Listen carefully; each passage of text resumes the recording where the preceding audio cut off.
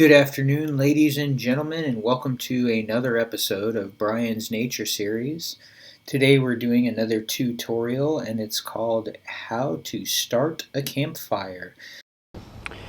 So basically we're going to employ our knowledge of the laws of physics in order to create a fire, a healthy fire that'll go on for a while there.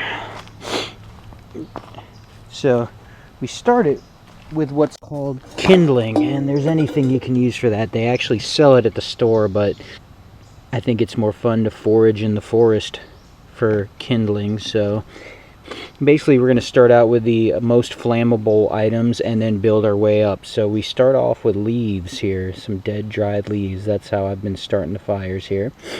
Alright, then another good item is pine cones. Those go up pretty quick, so I'm going to just put those on top of the leaves. It's basically, we're going to build it layer by layer, kind of like a quiche. Alright, so after that, we are going to move on to some small sticks, and we're going to arrange them in a teepee. Oh, I also have like some bark here. Tree bark also does very good. So these small twigs, and also some larger logs that are a bit brittle. Those do well also. So I'm gonna sit there and arrange them kind of like a teepee, because as fire works, it burns up. So you're going to want to arrange the sticks so that when the fire catches, it's going to continue to ascend and ignite everything that I put on there, right? It does rain a lot here. It's much easier to start these fires out west where there's no precipitation most of the time.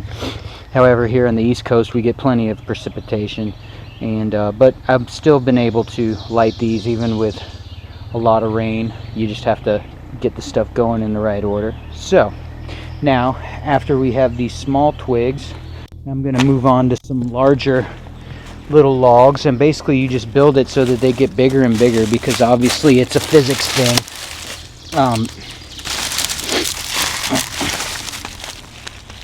You know, the larger the item, the more difficult it's going to be to ignite, which is why we're arranging everything in this manner. Now, when you're starting fires out here, there is an element of danger, so you have to be prepared.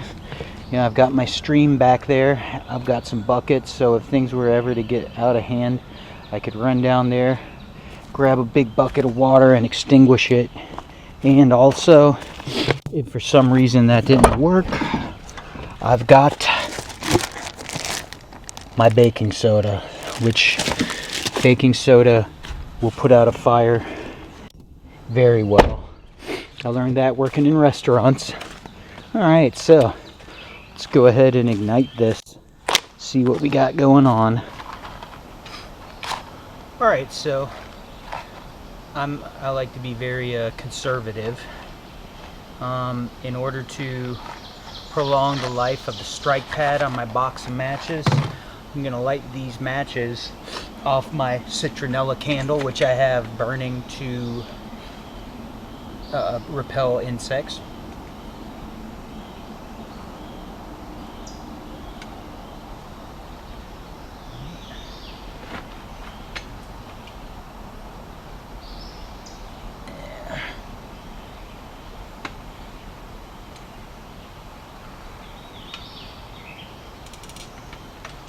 Try to get it lit in as many places as I can.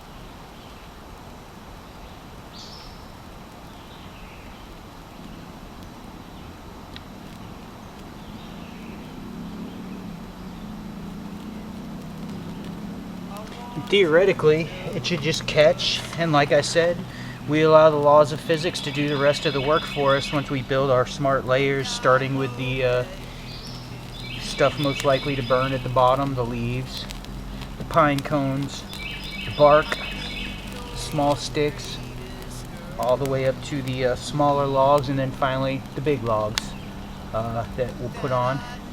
Then once the fire gets going good and hot, I am going to boil some water to make myself some coffee and tea. I like to make my coffee and tea in the evenings and just leave it in the van overnight to cool off. So I have it first thing in the morning. I don't have to do anything. I just run straight from the tent to the van and begin to consume caffeine with reckless abandon. Been doing 2 small pots of coffee and then 2 small pots of tea. I'd start with the coffee first and then wean myself off with the tea, so that I'm slowly, decreasing my intake of caffeine so the caffeine withdrawals aren't too bad. And voila, looks like my system works. And well, there you go. That's how you build a fire. Now, I'll continuously add new logs to the fire. Now that it's starting to go pretty good, I'd say it's safe to add a few more logs. So let's go ahead and do that. If you're foraging for wood on the forest floor, be very careful, because a lot of times you'll find insects underneath the logs. They eat stuff. They're sitting there eating that stuff under the logs. I've seen some snails too. I was contemplating making escargot, but yeah, even though I love my carnivorous tendencies, I'm just not really good at killing them myself. Yeah, so here we go. Add another log on there. And what I'll do is I'll position this little grill grate that I found at an abandoned campsite on the trail.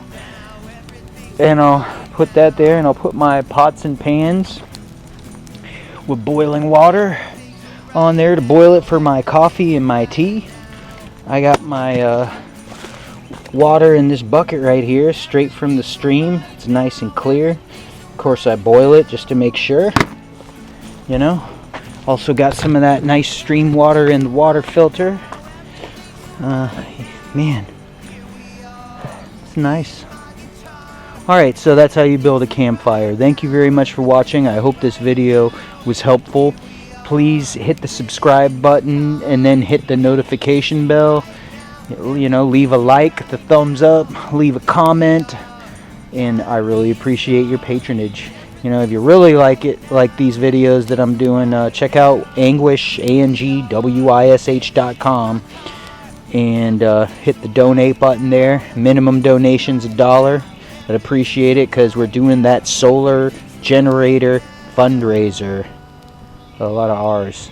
Solar generator fundraiser. So about $1,000 away from that generator. All right, have a great day, folks.